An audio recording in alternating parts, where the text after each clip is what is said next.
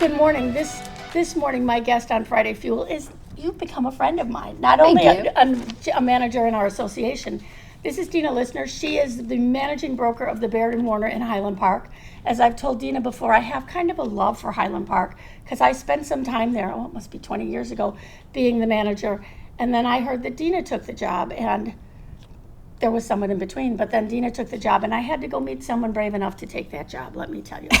So Dina is doing a great job of managing the Highland Park office there.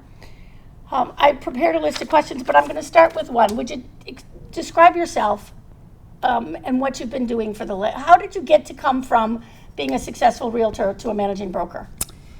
Unexpectedly. Okay. Was not in my 5-year plan, let's say that. I had started my career with Baird & Warner, left Baird & Warner, went to Compass, and had stayed in touch with Lynn Cosner, who is the managing broker at the Highland Park office. And we would have lunch or coffee, and I would whine to her, complain about whatever was happening in my world. And one day she asked me to have lunch, and she told me that she was going to be stepping down as manager. And I thought, you can't. I mean, you're an icon. This is your town. And she said, and I think you should replace me. And expletives went through my mind, and I thought, oh no. And I was so mad at her because I thought, how can I already told her once that I was leaving. How am I going to tell her no again? And I left that lunch. I said, let me think about it, and talked to my family and Tim, my significant other, and had a long conversation and said, well, what do you think? This is so crazy. Can you believe she had the nerve to ask me to do this? And they all said, actually, I think it's a good idea. And so I gave it some serious thought, went through the interview process, and ended up taking the position. So that's how it happened. It was unexpected, but it was an interesting opportunity that came at that moment. Okay. We've been fortunate enough to become pretty good friends. Tell me something about yourself that I don't know already. Well, I'm pretty much an open book. I'm not usually, I don't hold back. So I would say probably that my long-term goal would be to ultimately move away from the area and move to a large piece of land, someplace far away where there's a fly fishing stream and pretty scenery, some mountains, and really that's my big goal in life, long-term. Do you know I fly fished the Madison River in Montana? No, I didn't know that. It was a very interesting experience for a city girl. That's the best I can say about that. And I was so unused to this being such an experience. I came back with a fish about this long, or we caught a fish. It was catch and release. And I said, yeah, I caught a fish this big. And everyone went, you did? That's amazing. No one catches fish that big. I don't know. How would I know? And the only reason I caught it was because I was with the world's best guide who was helping me to catch fish. That helps. If you ever have an opportunity to go there, I'll tell you the other interesting thing I found about fly fishing. All the pictures are lying to you. The pictures where people are standing in this beautiful river and they're casting and the sky is blue and everything looks so clean and fresh. Not if you fish the Madison. In the Madison, the buffalo still roam. So what you come up, but when you're done, what you are covered with is buffalo flop, mud from where they made mud. It's just the dirtiest thing, and you're wet and you're smelly. And it was like the best day ever. And I love it. And I love it. Like the best day ever. Yeah. Okay. You're running an interesting office in an interesting time now. I'm going to back you up. When you were an agent, what were the most successful things you did as an agent to build a business? Well, that's a tricky question for me to answer because it's sort of nuanced as to what we were doing individually. First, I started individually. Then I started partnering with Tim. And then we expanded into a team of many people. So really it was about I'd say a big part of business is keeping in touch with your people and putting yourself out there. That whole secret agent thing, that's real. And more often than not, people, even our own families sometimes, forget that we're agents. So making sure that you're putting yourself out there constantly, talking to people about what you do, and a really good system, having a really good system in place for keeping your people close to you. One of the market has changed from when you were selling that way. Yes. One of the people we had on Friday Fuel 2 weeks ago, I believe, when I said, what do you advise, and he was doing a lot of mentoring, and I said, what are you advising people to do? And he said, I'm advising them to work more. I'm advising them to work harder. And I said, you're getting a good response with that? You know, they all going, oh yeah, okay, good advice. What kind of advice are you giving people in this market now? That is exactly what I'm saying. Now is not the time to rest. Now is not the time to enjoy summer. Now is not the time to, I mean, yes, you should enjoy your life, and yes, you should enjoy this beautiful weather, but really it's about pushing yourself forward more now than you did before. It's about, again, creating structure. I suggest that people come up with something that feels organic and real to them and plow ahead. That, to me, is the most important thing that you can do for your business at this point. It's not to, I guess, sort of whine about the market. Everybody is in this same market right now. That's one of the my biggest takeaways of being a manager is how similar everybody's business is. And it doesn't matter if you have 2 deals or if you have 60 deals. There's a lot of similarity in both of those businesses. It's just the scale that they're at. So while you may have something that's going on that feels like a huge struggle for you and it's all consuming, that other person who has 60 deals also has a similar situation, but they're also managing 59 other deals. So it's really important to keep in mind in this time that yes, it's not easy, but it's not easy for anybody, even for the people who it seems like it's super easy for. It's interesting that you're talking about the disparity between people who do 2 deals and people who do a lot of deals. What do you think makes the difference in those people? Well, honestly, their time management, good or bad, but their time management is the difference. And so there are people out there who are doing it part-time, and that's okay. But if you have 60 deals, 70 deals, you're not doing this part-time, and you're probably not doing it full-time. You're probably doing it double time, right? You probably are working more than a 40-hour week to make sure that you're getting those deals done and networking. The other thing that I have noticed, we have some very successful agents in my office, and I'm so thankful to work alongside of them. They're not afraid to put themselves out there. They could be standing in line at the dry cleaner and hand their card to the person in line next to them and say, hey, if you're thinking about moving, I'm here for you, and strike up a conversation. And there's no fear in, I don't want to bother this person, or, I don't want to, I don't want to look like a salesperson. They are salespeople, and they own that, and they're maybe kind. They're not, do you know anybody looking to buy or sell a home? But they are salespeople, and that's a big difference, is that willingness to be very screaming from the mountaintops about what they do for a living. And I have to say that when I started in this business, I was not that way. And now I see just how important it is to be that way. I think that's probably one of the biggest things, is this fearlessness. Mm-hmm. 2 other characteristics we've been seeing again and again. One of them is likability, and I'm kind of curious about this. Does likability matter a lot in successful agents? Do you need to, there are people you immediately, like you and I, the first time we met, we liked each other.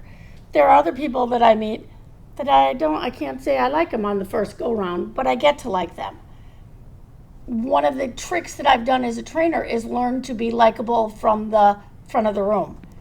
How important is actual likability to agents, do you believe? That's an interesting question, and it's something I think about a lot, because as we've all come across people in this field, some of them are likable and some of them are super successful, and you think, how are they successful? Like, they're just such a jerk, and it doesn't make any sense.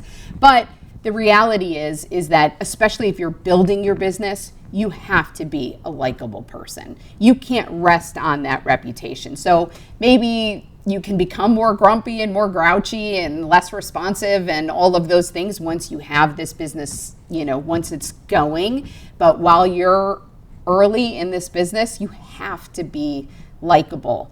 And to me, one of the best things you can do to make yourself a likable person is to listen.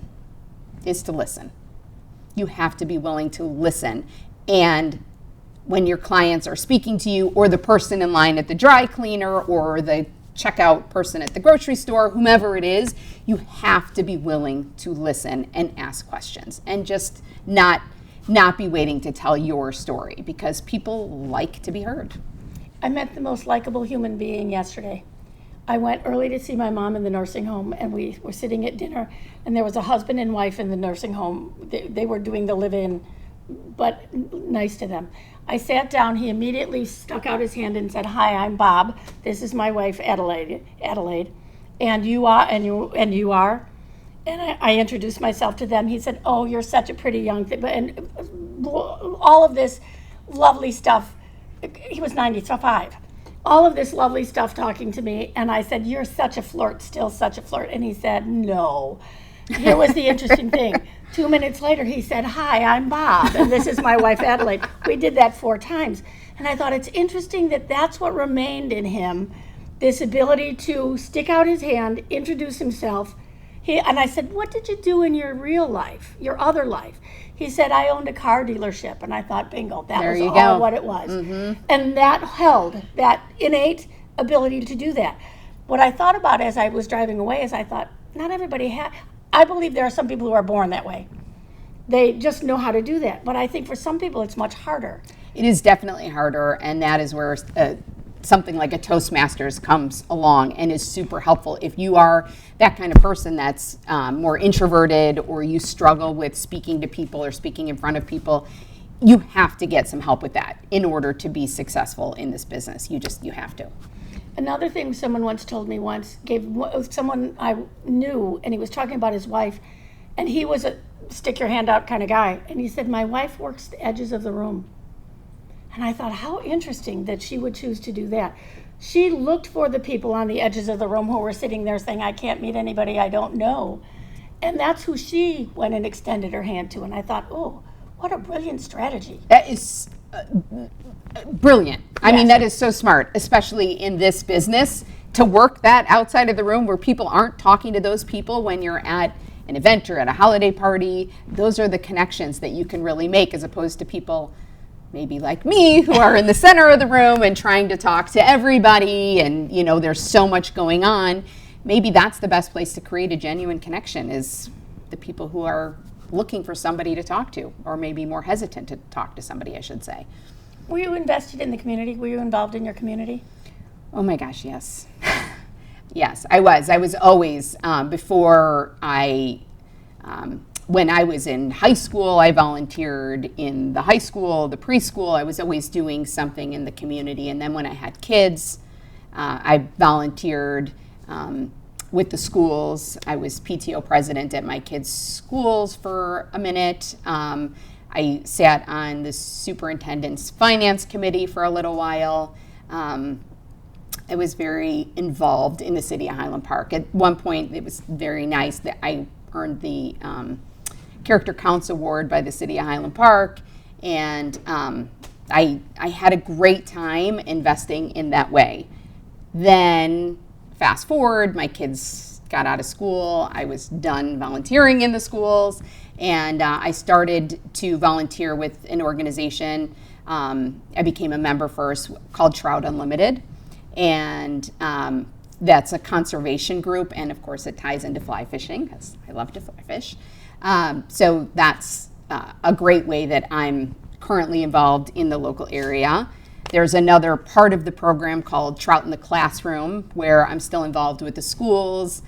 We put fish eggs into some of the local high schools, and they're by the DNR, they come from the state, and they're trout fish eggs, and the kids raise them from eggs, into little fingerling fish, which end up getting released into some of the ravines in the area, and they swim out to Lake Michigan. And in theory, if they don't get eaten, they come back in and they lay eggs in those little ravines. So our ravines here are not spring-fed, so there's not a ton of room for life in them, but they do get some fresh water in there. A lot of it's runoff. But that's how I volunteer. And in addition to that, I just, starting this fall, will become president of the local chapter. So I'm very excited about that. That is exciting. Mm-hmm. You have experienced agents. Something else I think about all the time is when you're a managing broker. You have very experienced agents who only want you when something terrible has happened. That's the only time they care about you at all. Well, sometimes they're nice, but I mean, really, that's what they want. And then you have baby agents who really have no experience whatsoever. How are you balancing those experienced agents with the new agents?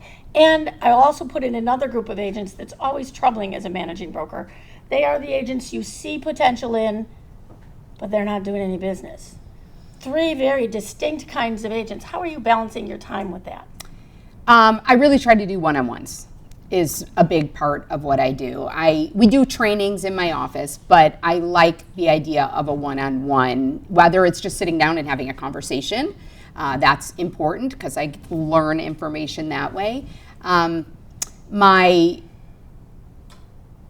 I would say that the majority of my time is not spent other than in conversation with those top tier agents. I'm more there as just a support for them to make sure that they have everything that they need to run their business well.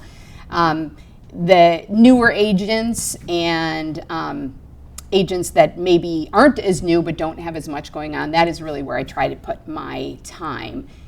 Without disclosing any confidential information from those top tier agents, I do try to bring some of that to the agents who are learning and just getting started in their business or slowly scaling their business. So I was a coach before I got into real estate, a health and wellness coach, and so coaching is a big part of who I am. So I like to spend my time coaching more one-on-one. And so being able to bring some new ideas to those agents is fun for me.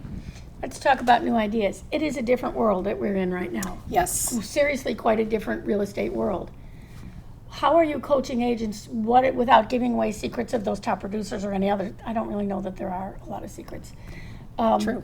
What are you coaching people to do now besides work harder that they might have been not doing or doing that's not working for them? I'll use as an example. Are you suggesting that people do more open houses?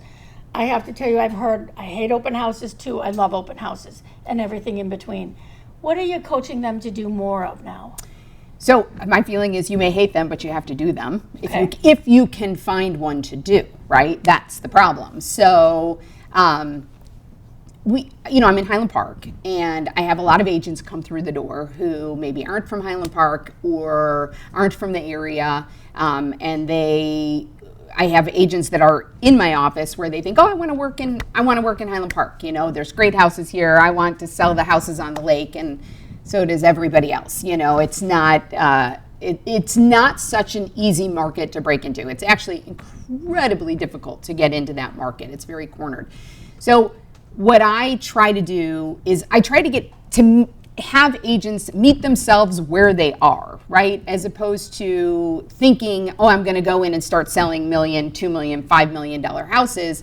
If you live in an apartment community, that's where you need to start. If you live in a condo, that's where you need to start. If you live in a $300,000 house in your neighborhood, that's where you need to start. You need to start where you live, where you go, where you spend your time, where people know you. So I understand, I always say, I understand you want to sell that $5 million house. And I'm not saying you can't, but you're not making any money right now. There's nothing happening right now. So instead of focusing on that house, let's focus on where you live.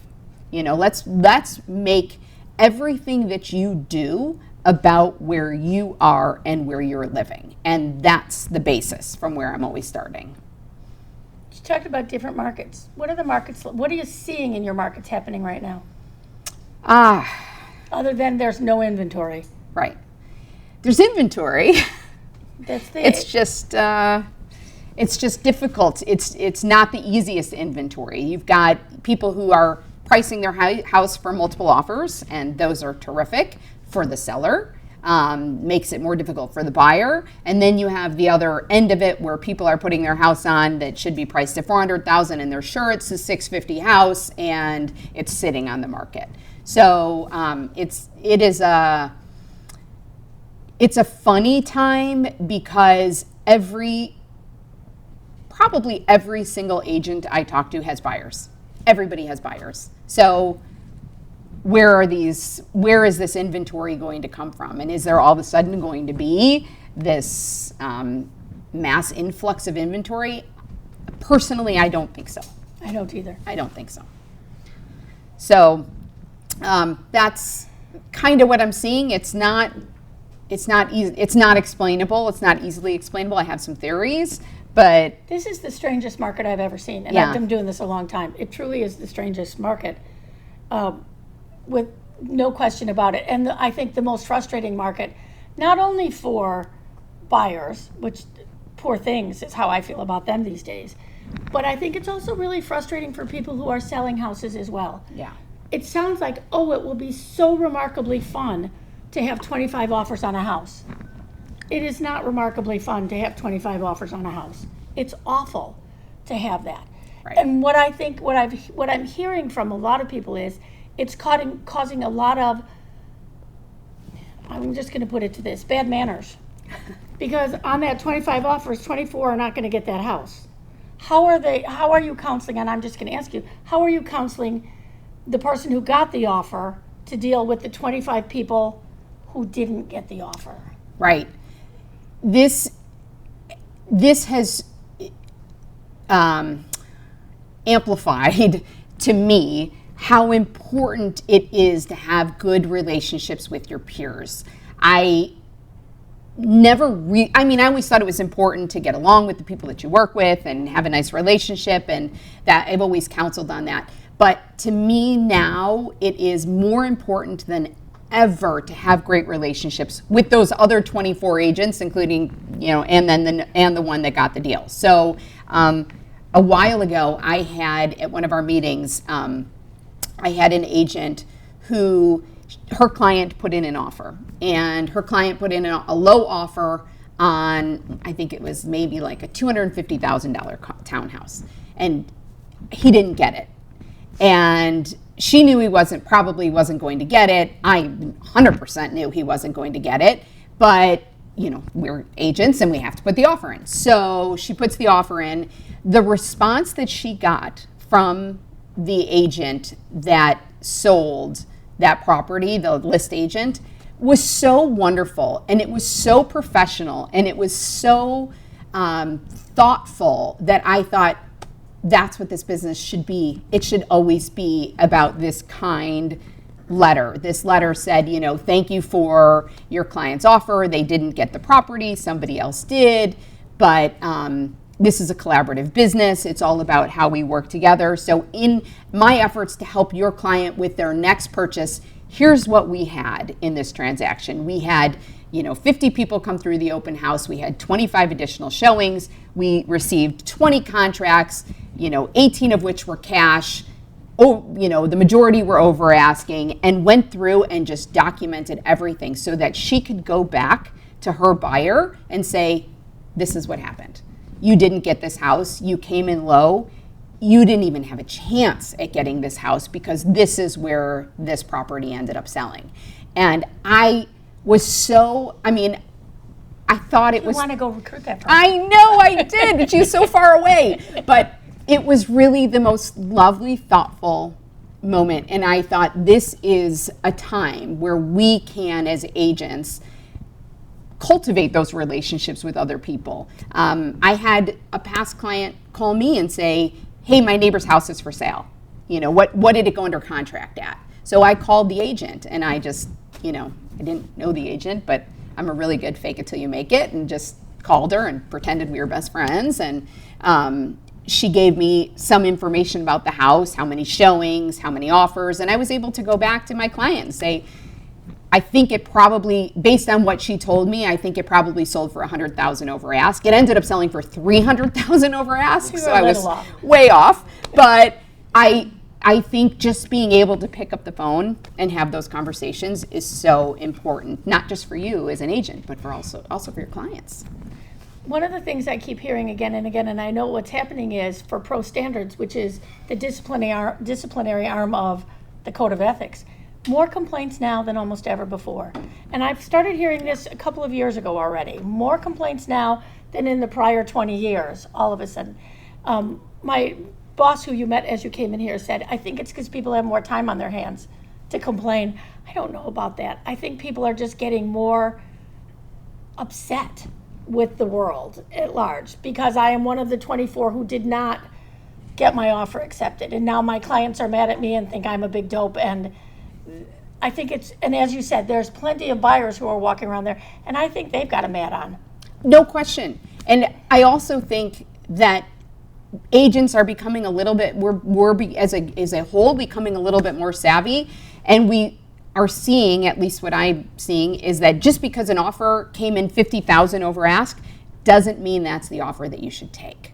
Sometimes you just know that offer may be the one that falls apart, and if you can get your client to look at the bigger picture and recognize maybe this is why this offer wasn't so great, even though it looks like it's terrific, maybe taking the $135,000 over ask is a little bit better than 50 for these reasons.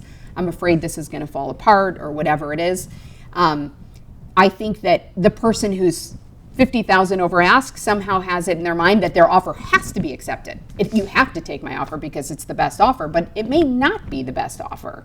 So I think that infuriates people, and then that infuriates their agent, and the agent has to take it out on someone, and they're going to take it out on the list agent. Or you. Or me. Well, yes, me. Or you. Yeah, my phone rings from time to time. Time to time.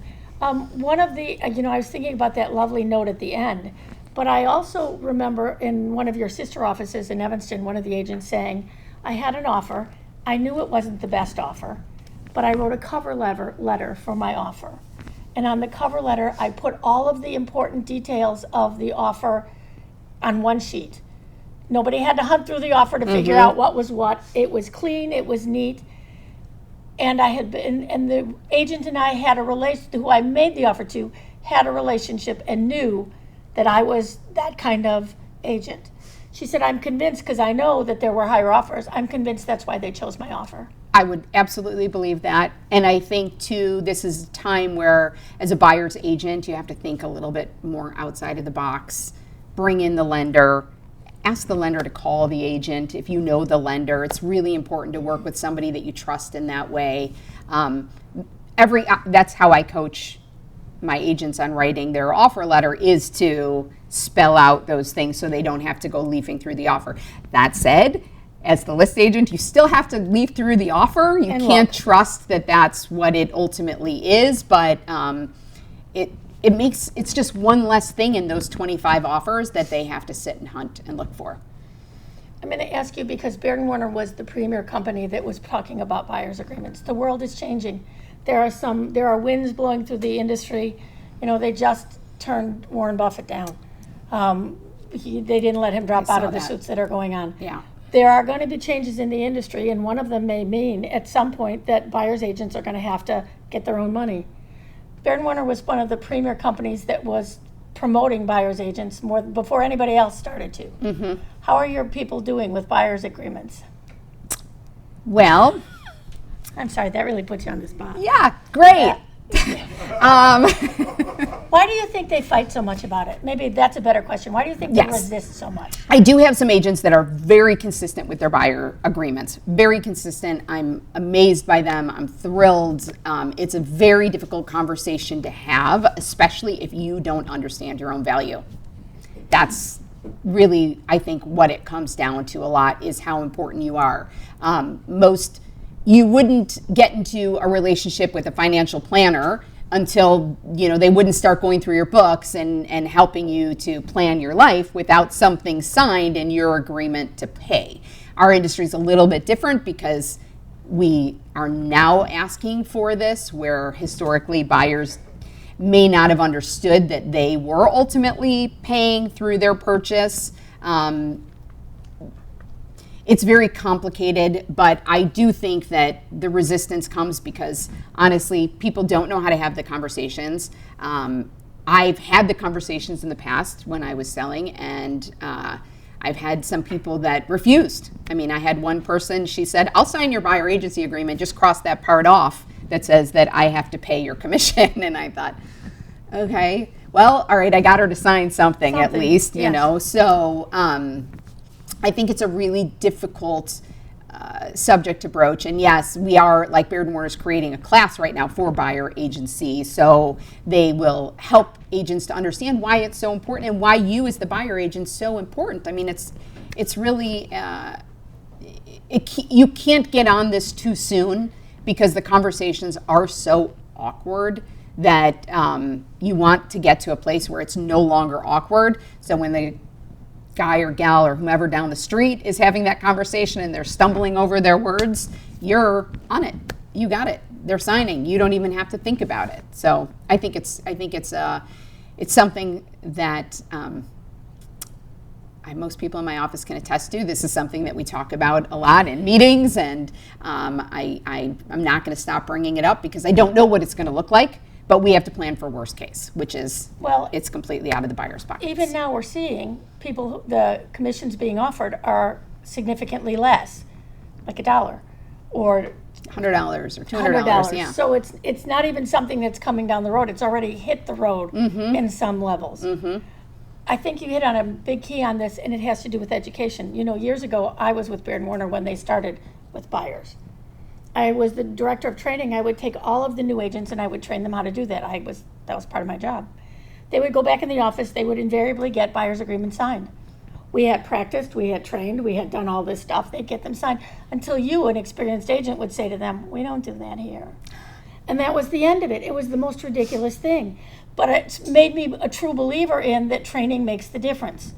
Once people can understand and explain that and hold their ground with this, they do it remarkably well. It's hard. It's to get over that original practice. And all they need is one person who says, I'm not signing that, I'm not doing. One person will, then you have to jump all over and start the training all over again. It's a lot of work for you, Dina. It is. I mean, I guess I think of it sort of like new math, right? I mean, if you threw me into a classroom and tried to teach me new math, I would have it just seems like absolutely ridiculous. But for agents who are just coming in, who are just starting that way, makes a difference. It makes a big difference. Yes. You don't have to unlearn. Yeah. Yep. If you could wish for one thing in real estate, what would your wish be? For a balanced market. Wouldn't that be an amazing deal? Mm-hmm. Yes. A balanced market. That way everybody could hold hands and we could sing Kumbaya and everything will be great. And that would be my first wish right now because it is a big struggle. And I have a house. I live in a house. I live in Highland Park and my house has gone up in value and I'm thrilled about that.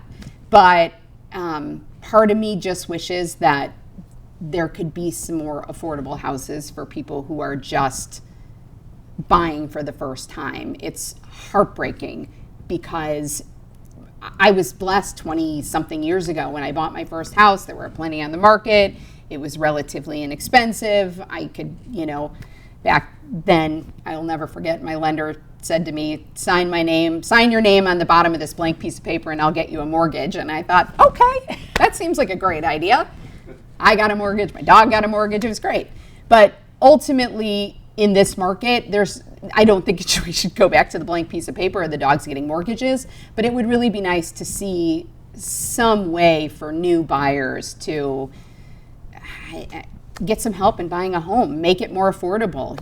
In where I live, it's just, there's some affordable houses here or there, and you have to qualify, that's my biggest frustration. But again, selfishly, I'll take the increase in my house. I don't know. I don't know what the answer is. So No, I don't either, because so many people are golden handcuffed as well. Yeah. They went out and got 2.9% mortgages. My husband and I were in the same thing. He'd love nothing better than to sell his house and go live somewhere else. Tell me where, sweetie. yeah, Tell me where we're going to get something as nice as what we have, and it will cost exactly the same thing. There isn't anything. right. That's the problem. He's getting resigned to it, but only a little resigned to it. I feel, you know how after you've been married a long time, I can feel a move coming. I sense it in the air around me. Something is going to happen with that, so we'll have to see. Right. Dina, I want to thank you for being here. This was lovely. It's always good to see you. Thank you. You run a lovely office. You know, like I said, Highland Park's office is near and dear to my heart, although you moved, which just freaked me out. Is near and dear to my heart. So thank you so much for being here with us today. Thank you. This was a great opportunity. Questions, concerns, things you want to add? Questions? What kind of resistance are you getting about interest rates From from buyers? Wanting to buy, pay because these people got interest rates at 3% and 4%. Now I got to Right. pay 7%, or I think originally, yes, there was a lot of resistance. I think that was a big part of what was happening in the market with buyers, right? They were afraid, how could you pay 7%, which was, my first loan was 7%. My first loan was 18%. Oh gosh. Yeah. Well, I had always heard the story about the 18%, so to me 7% seemed like, eh. But I think that now people are they're accepting the fact that it's 7%. They're not so much waiting for it to go down, but like Deb said, the people who have the 2.9 or 3.5, those are the people that are resisting the 7%. I mean, I'm not hearing as much, what's that, date the rate, marry the house, or whatever, marry the... Right, I heard that for a while too, and I thought, it's making me really nervous when people say I that out hate loud. that, and I don't hear it as much anymore, which I'm really glad about, because that was sort of it gave people this idea that, rates will go back to 3%. It was marry the house, date the rate. Yeah, that's it. And that was just I thought, every time I heard someone say that, I thought, you're making promises that you have no ability to keep. Exactly. Yeah. Exactly. So that's it. My answer is, it's getting better. yeah. Are people buy a discount, buy it down? Are they able to buy down now? I mean, you can't buy down a 3 to 2 or something, but Right. if they're 6 or 7, can they buy down to 4? I've seen contracts come through with points on it. Yeah. How much cash? How much are you seeing with cash? Mostly. Mostly still. Most mostly. transactions are cash. Yeah, most transactions are cash. It's very disturbing to me. I'm not saying all, but I'm saying, maybe 60% of what I'm seeing come through is cash. Lawrence Yoon did a presentation Wednesday, and one of the things they were talking about is 28% across the board, across the country, are coming in at cash. I believe it. That's huge. You want to know the other statistic that made me insane? Do you know how old the person who buys their house is? How old that person is? Anybody want to guess? 40-something. Right? 36 years old. First-time home buyer. I had a house when I was 20 years old. 36 years old. They also, when I started in real estate, the average stay in a house was 6 years. You know what it is now? 9. 10. 10. Oh, It's 10. interesting. I haven't heard that. Yeah, it's 10, which is brutal. It's Yeah. absolutely brutal. That means that's all another 4 years worth of inventory that's not coming on the market, is what I see in that. That was brutal. I was a 4 years tops. I'm like, that's it, time to go. Next house. Well, and I think I've had 14. I mean, Yeah. we bought them, fixed them, sold them, and went on and did something else. I know. This house is one of the longest I think I've been in, the house I'm in now, which is maybe like 7 years, something And like that's that. about where I am in this house too. And that's why, like I said, I have floating in the back of my head. That and the neighbors don't like my dog so much. Oh, yeah. So I can feel it sort of coming that way. Yeah. Yes. Yeah. Me too. All right. Other I'm moving. questions? Yeah, we're moving. We'll stay close enough so I can find you. That's what I'm going to say. Yeah, I'll still be here. Yeah. We're doing this every Friday on nasbar.org/videos. You can find all the Friday Fuel videos. You can also find some of our Success Speaks, some of our other things on video. We have Kristen Marston is one of our affiliates. She is here. She's done a nice interview with us, so you can hear about some of the people who go out of their way, the people who are in real estate but are not realtors, who support all the realtors and everything we do here at NASBAR. You can see their presentations as well. Join us for Toastmasters. It is a growing organization and it's perfectly wonderful. That's about what I have. Thanks, ladies and gentlemen.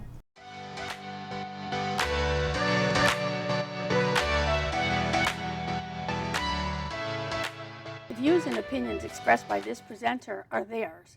They may not reflect the views of North Shore-Barrington Association of Realtors.